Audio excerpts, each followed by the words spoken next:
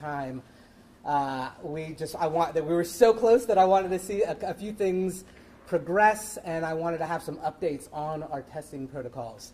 So I'll start with the great news, which is that our system now is fully pressurized in all 9 zones. What we were waiting for earlier this morning, we had one zone that was holding out on us. And so, got to a point where we now have full pressure in all 9 zones. We started sampling, so I'll take us back to what the plan is to actually lift the boil water advisory. This is a 2-step test, right? So the first step is, now that we're fully pressurized, we will test multiple samples across the system. Those have to be sent to the lab, looked at the lab, and then 16 hours, if that test is net, that 16 hours after that, we do a second round of samples. The goal is 2 consecutive negative tests 16 hours apart, and that is the point at which we can raise this boiled water advisory. If all goes well, we should be able to do that tomorrow or early Saturday. So really hoping for good results here, knowing that this is, as I said yesterday, a very low probability occurrence that we have contamination. I'm feeling very optimistic about this, but we need to work through the testing protocols with our partners at VDH. Just some statistics. We're up, 19 filters are up, 5 water pumps pumping, 72 million gallons a day. And remember, that's well above what our average utilization is this time of year, which is 45 million gallons a day. The reservoir is above 18 feet. So we have a full reservoir. That's what ultimately led to us getting to pressure across the system at this point. And that's been validated by a lot of the anecdotal reports. You know, I think even in about 10 a.m. this morning, we still had parts of the far reaches of eastern Henrico that hadn't had full pressure, but we're starting to hear that that's all getting better now. So we have started the first tests, right, where we pull multiple samples. Those are in process and started a couple hours ago, process of being collected and analyzed in the lab.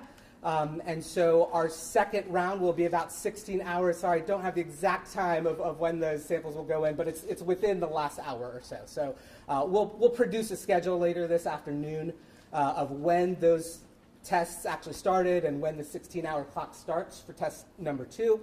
And as I said again, if things continue at this pace and everything looks good, we should be able to lift that boil water advisory sometime between tomorrow and Saturday. Our team is on alert for water main breaks during this time. Right now, we do have a couple that have been reported. Our DPU teams are out looking at those. Now, 2 in a day like this where we have cold temperatures is not uncommon. We've had days in the past where we've had 3 to 5 in a day, even without this water crisis in the background. So that does not surprise us. I mean, again, it's something we've been on alert about, both because of infusing water in the system, but also because of the cold temperatures.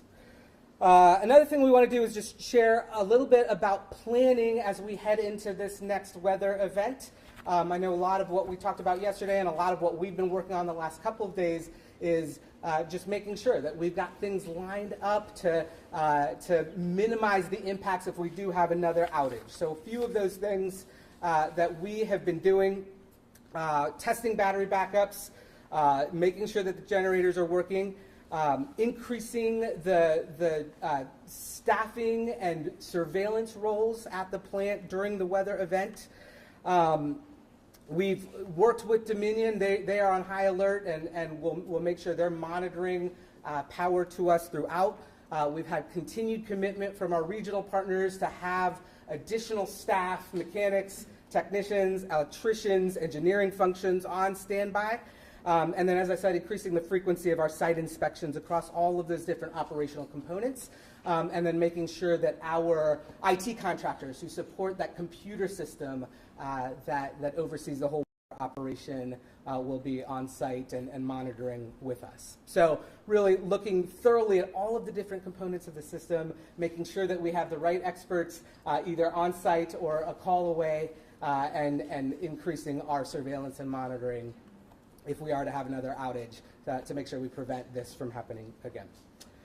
So we are, at this point, just continuing to encourage some conservation, but primarily the boiled water advisory, right? We, again, I shared yesterday, it is low risk, but we want to, out of an abundance of caution, we want to make sure with those 2 consecutive tests that there's no risk to people consuming it.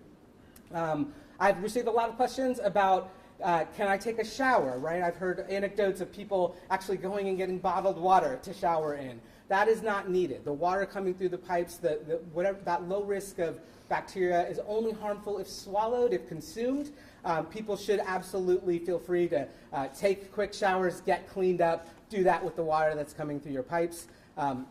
Similarly, for washing dishes, okay to do that with the water that's coming through pipes. And then we will absolutely keep you all updated about the progress with our testing and when we can ultimately lift that boiled water advisory. And in the meantime, we will continue to stand up our bottled water dispensing efforts, and I'll invite Tracy to share a little bit more about that. Wonderful. Thank you so much, Mayor. Good afternoon, everyone. Again, I'm Tracy DeShazer, Deputy Chief Administrative Officer for Human Services. This afternoon, I want to provide you with an update on both our inclement weather shelter operations as well as water distribution. So first, I'm going to begin with water distribution. The status of our current water distribution as well as our plan for future distributions as well. So as I've shared with you, our water distribution efforts are following 2 different tracks. So track 1 is our prioritization of our residents who may be experiencing the greatest need. This includes, again, our children, so working closely with our child care providers. It includes older adults. It includes individuals experiencing homelessness, so working closely with our homeless services providers, our immigrant and refugee communities across the city, as well as other communities who may be facing or experiencing barriers.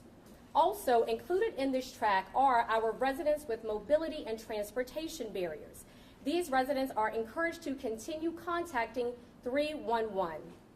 Residents, we do ask, however, that you reserve this option for those with the greatest need. And I want to give you just a few examples so that we understand what we're referencing when we say the greatest need. Consider our parents who may have children with particular medical vulnerabilities or medical equipment that may require the use of water.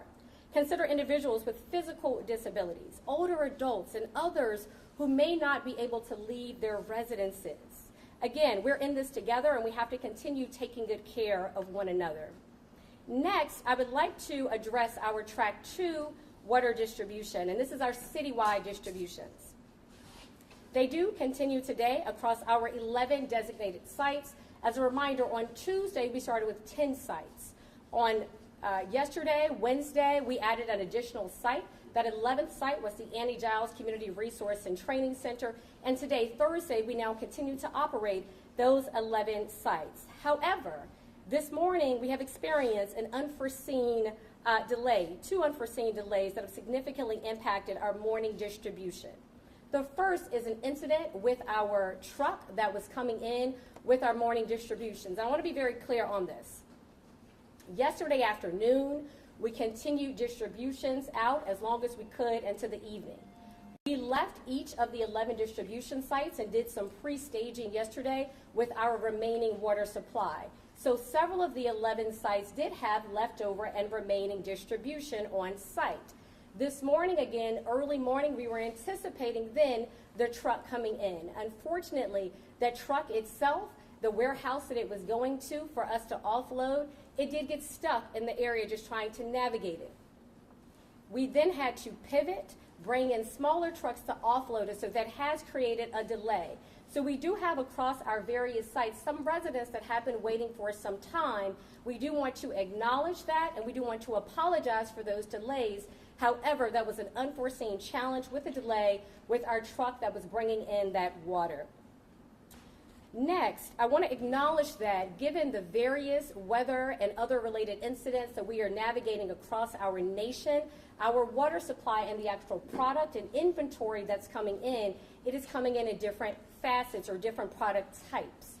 The first product that we were distributing was in single bottles. The second was cartons. Now we are also navigating a different type of product, which is bags. They are also coming in at different quantities.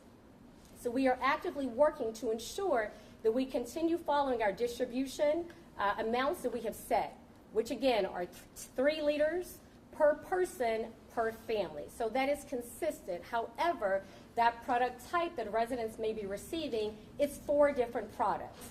Residents may be receiving single liter bottles, half liter bottles, 16.9 ounce bottles, or bags.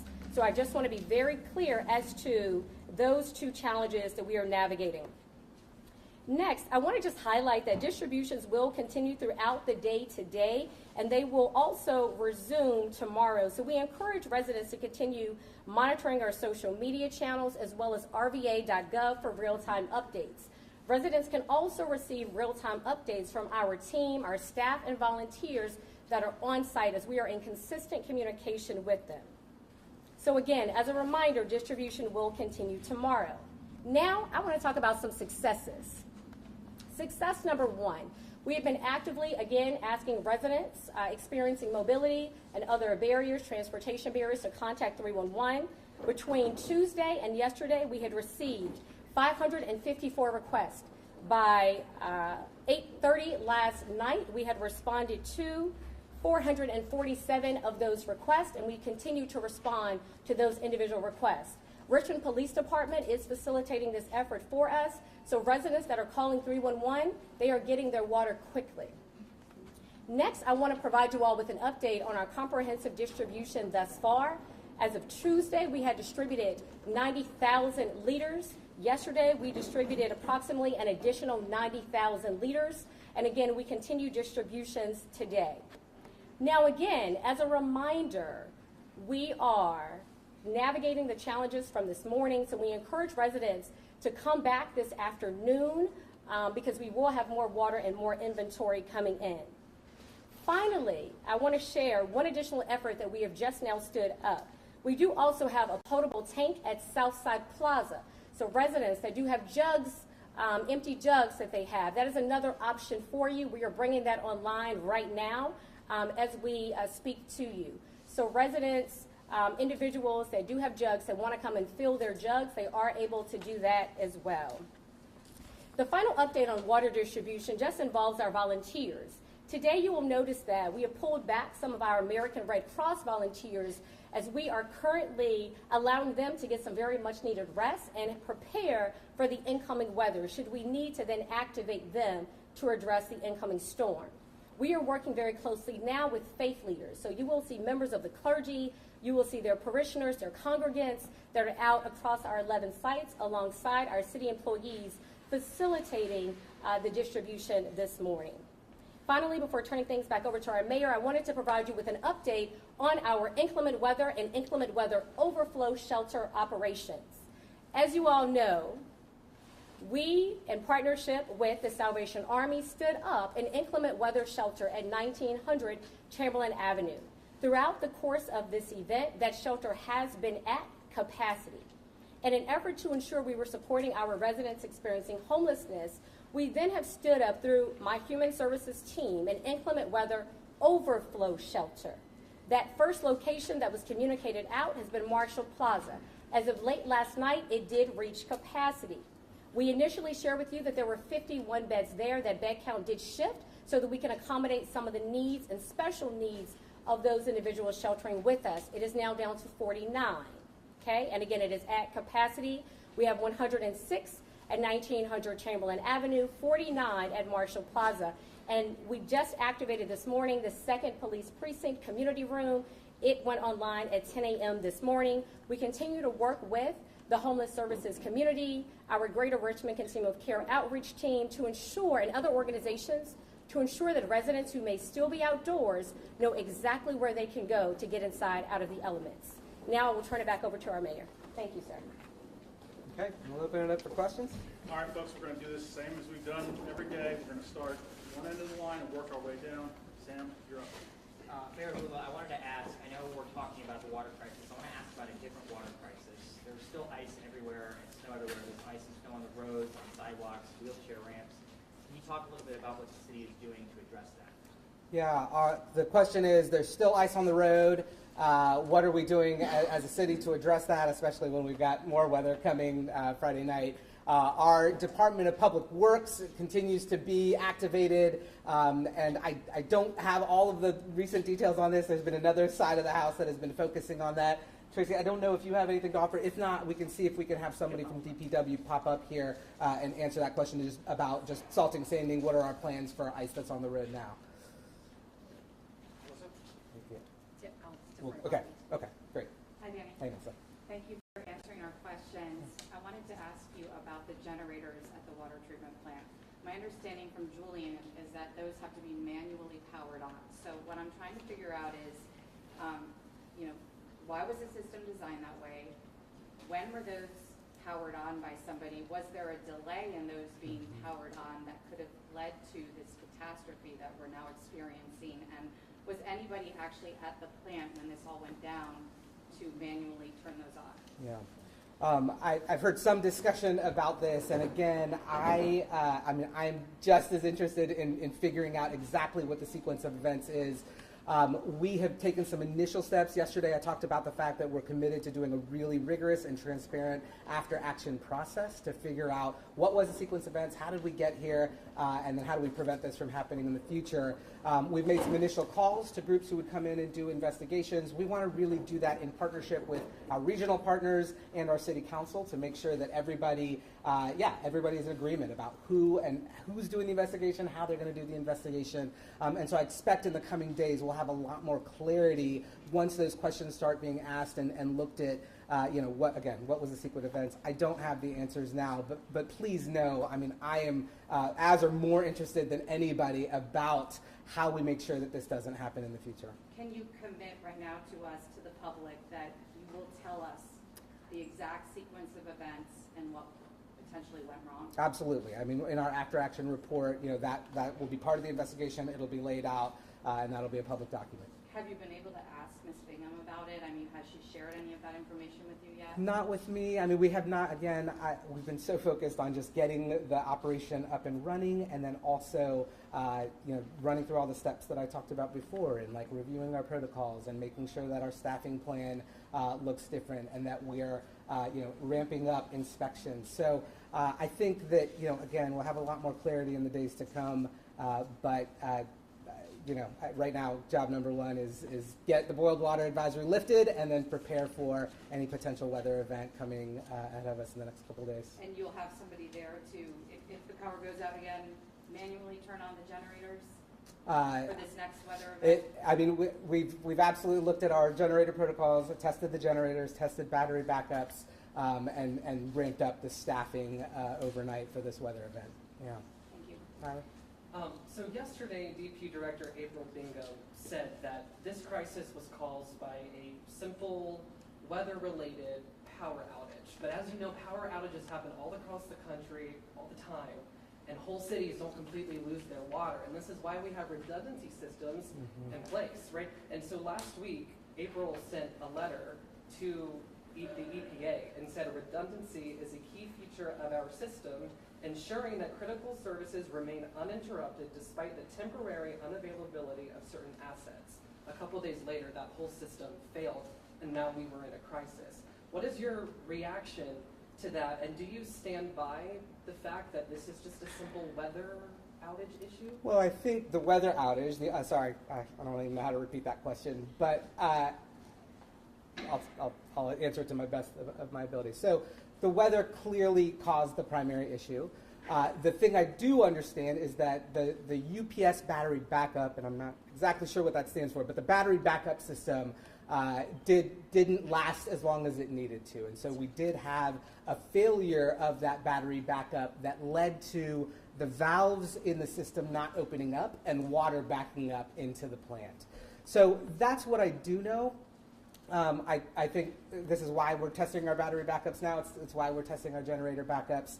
And I agree, I think at least what I heard about that statement, that redundancy is a key feature. And in this particular case, the power outage and then the failure of our battery backup system have led to the situation that we're at.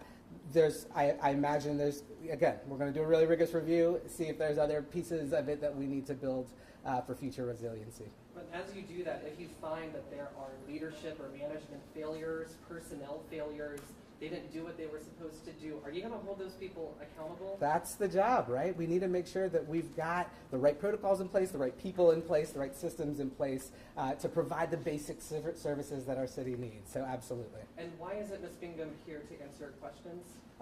She's at the plant today. I thought that I had a good sense of what we needed. We were really focused on getting this testing protocol done and lifting the boiled water advisory. But she'll be available in the future. Okay, next person. We've spoken to several people who have been upset, per se, by the city's response to this catastrophe. It's kind of a twofold thing. Upset that it seems the water sites were open way less than the surrounding areas. You have a smaller window to give your water, number one, and two, they've talked about what seems to be a delay in the National Guard. Are you all calling the National Guard to help? What's your response to both of those things, that shorter window and it seeming like the National Guard isn't here based on you all's call to help as much as they can? Yeah. Sure, I'm happy to address it. So thank you for those questions. So I think the thing to note is that there are a lot of different dynamics when you're trying to get a product out to individuals in need. And I want to be very clear. When we became aware of this incident, we immediately started deploying water. But first, what we did was, before we launched and announced those citywide sites, remember, we are actively focusing on our priority sites, and those are going to be residents with special needs. And so we started those operations before we then expanded to this citywide water distribution. So again, running along two tracks. So as early as actually Monday evening, we were focusing on getting water out to our residents in those specialty populations. So that started, and then Tuesday morning, again, aware of the incident, made public aware just Monday. Within less than 12 hours, because I do want you to kind of be mindful of that time frame, by Monday morning, we were distributing water. You have to understand, we are not only procuring water, which means we have to identify the need, we have to procure it, it has to get here. It has to get to warehouses where we can offload it. We still had weather conditions as well. So you have icy roads. So you have to make sure that the product is able to not only get here, but get here safely without incident of those drivers, our staff, and without losing product. So all of those things are critical. In fact, what we have heard has been that our residents are very pleased. They understand because, again, there are a lot of different components to this. Now, the other challenge is, again, we are navigating incidents not only in with our surrounding jurisdictions across the Commonwealth, but across our nation. So the product type that's coming in is also changing. One particular product may come in one particular type of packaging. That takes a certain amount of time to offload. A different product type may come in a different type of packaging that we're able to move faster. So we don't know that exact product until we've already purchased and it's arriving to us. So then we're having to pivot very quickly to get it out to the sites as quickly. Our ask is that our residents continue to work with us and know that if there is for some reason they are unable to get it at a distribution site and they are high need, contact 311. Those are smaller scale distributions. And again, we're working closely with the Richmond Police Department, and we will continue those distributions again tomorrow. But again, for context, to go back to numbers, more than 180,000 liters distributed to our residents over the course of 2 days and counting. Speak to the National Guard portion of it, too. Absolutely, I'm happy to. So we are in close communication with the state regarding that potential activation. At this time, we have not needed to do that activation. The water is coming in. It is a matter of it just coming in and us being able to get it out to the sites. At this time, we have the people, we have the trucks. The only thing that the delay is that's causing delay right now is just the water coming in. We may come in, we may get, let's say, 19 pallets of water, then it's depleted. Then we're getting that next round. So sometimes, depending on where those trucks are coming from, there may be gaps in time, but we're doing our best to communicate to residents in real time on the ground as quickly as possible. If and when we do decide to activate the National Guard, that information and news will come directly from the mayor. Don't you think that Next question, next question. My question's for Mayor Avula. Hey, thank you for the good news about the water pressure. I know people are going to be very excited about that, but I know at the same time people are frustrated just that the situation even happens to begin with, and they've lost trust. They want to see change.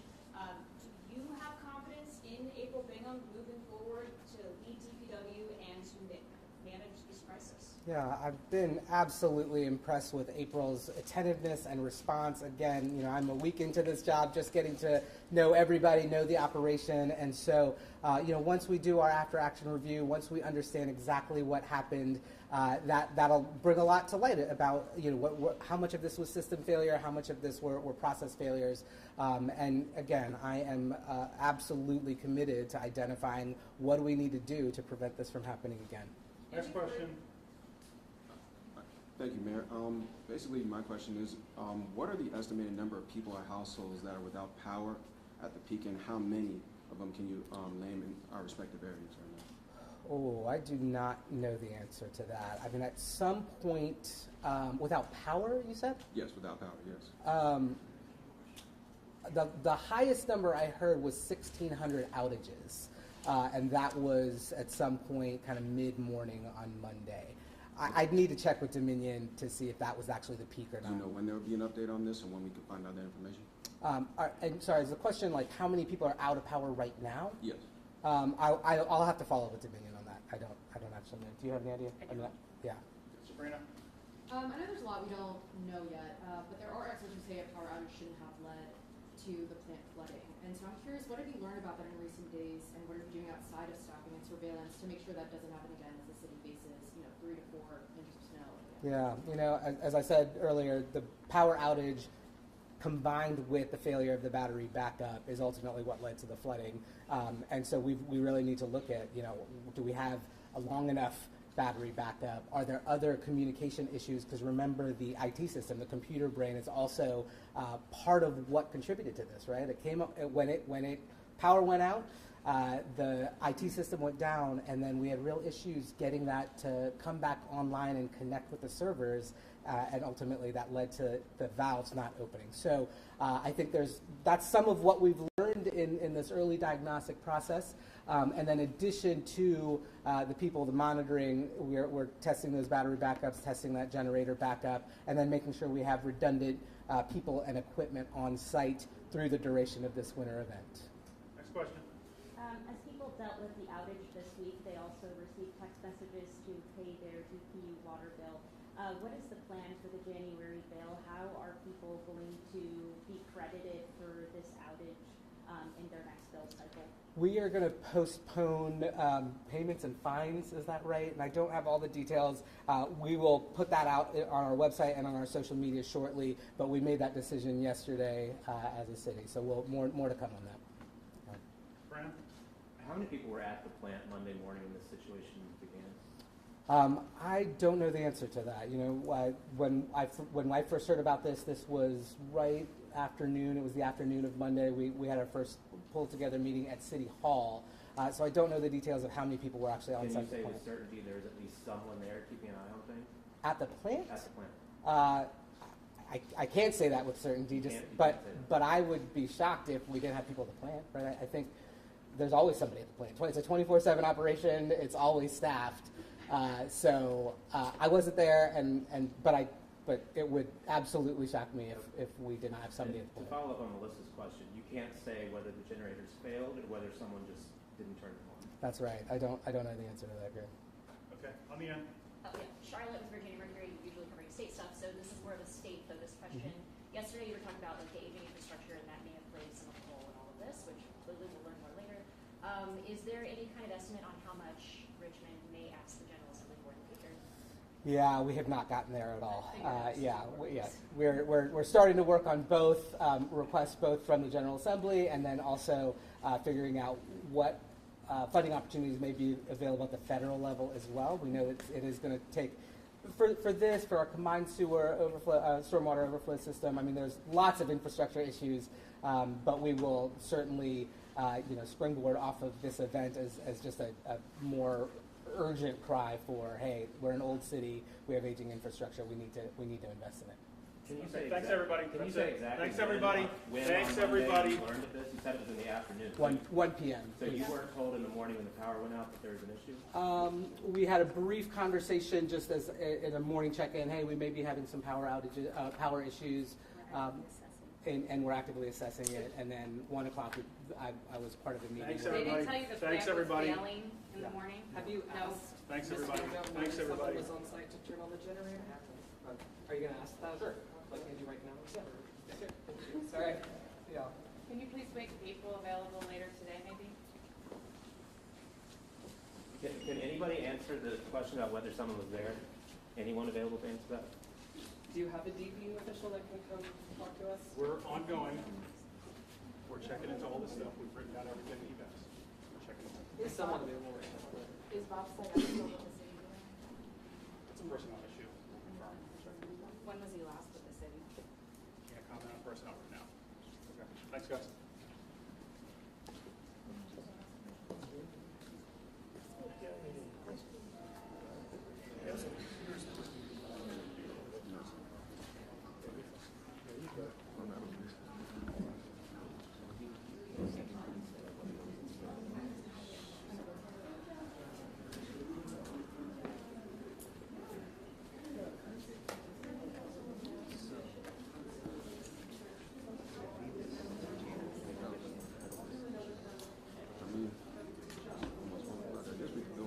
I would assume we're gonna go live. I can go back to the station.